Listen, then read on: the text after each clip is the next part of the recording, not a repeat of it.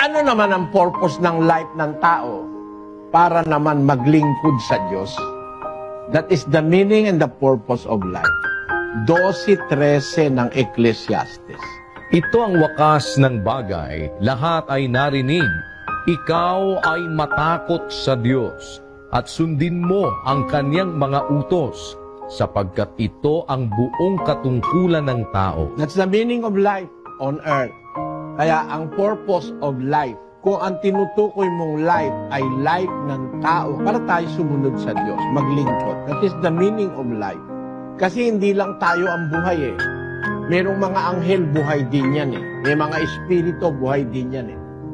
Pag pinagsama-sama mo lahat ng purposes na yan, that is to serve the Creator of life, ang Diyos. 17 ng gawa ng mga apostol. Sapagkat sa kanya